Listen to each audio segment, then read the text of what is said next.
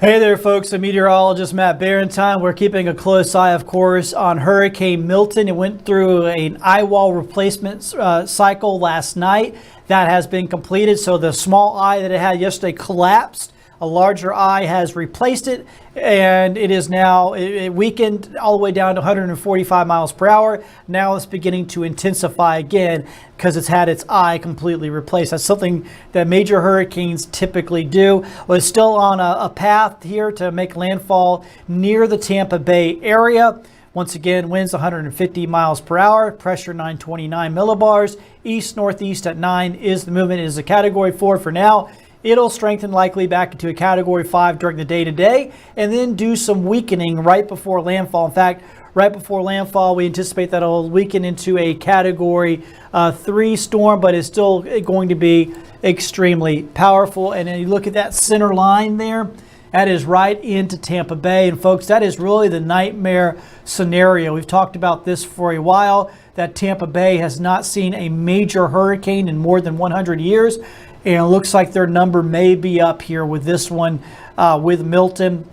A direct hit is very possible in the Tampa Bay area, and then it works its way up I-4 into Orlando. The Tampa Bay, Orlando metro areas, you combine those two, it is 6 million people.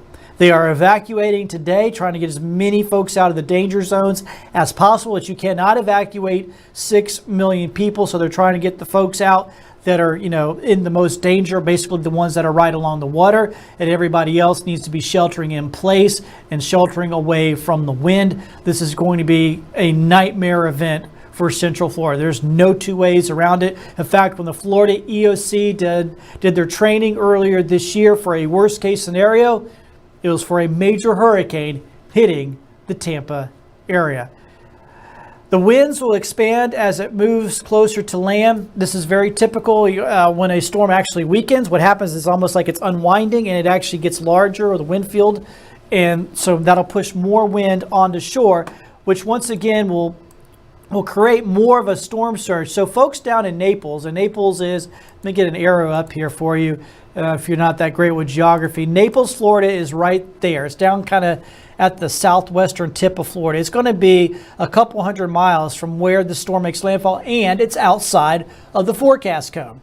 But they're going to get 6 to 9 feet of water. They're not going to get very strong. The winds aren't going to do much damage in Naples. Tropical storm force gusts, and that's about it. But they're going to get probably at least 6 feet of water, and that'll do significant damage well away from the center of the storm, just because of the way it's coming in and all this water piling up. So even though this storm is weakening, the storm surge numbers are going to be horrific down there along the coastline.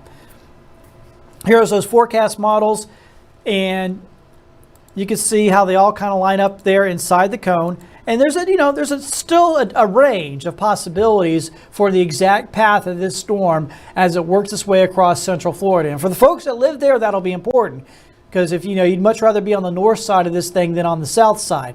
But for the overall impacts, it doesn't really change a whole lot. Any of these paths will impact, millions of people. I mean, like I said, 6 million people live there.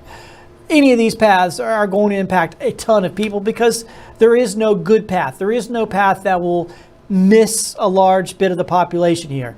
People live all up and down this coast. And this coast is completely built out. There is no area that is not built out. And a lot of this, this is St. Petersburg right there.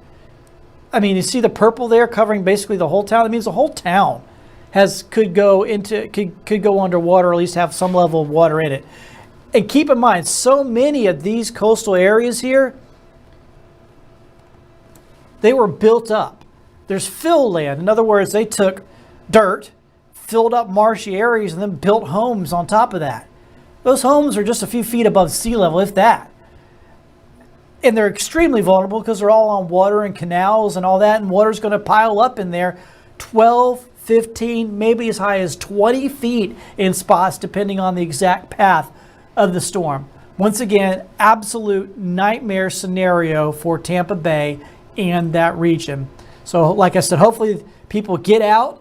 Anybody that stays in those flood zones along the coast are in danger, a serious danger of losing their lives. And there will be people that stay, and there will be people that die in those coastal areas because they did not heed the evacuation orders and leave. Historic strength, dangerous hurricane, obviously. We have a cool front giving us beautiful weather that's keeping Milton to our south. Major hurricane, obviously, for the Panhandle. Only thing that impacts us is high current risk over the next several days. So if we keep folks out of the water here along the northern Gulf Coast, we'll be doing just fine. We got beautiful weather.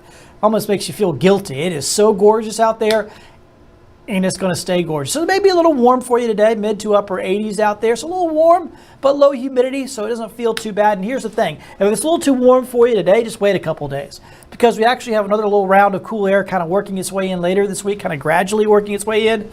And we'll drop down to the low 80s towards the end of the week and on into the weekend. And our morning lows will start dipping down to the upper 50s. It's going to be just gorgeous. Dry, sunny, beautiful early fall weather here for us across the Gulf, our part of the Gulf Coast.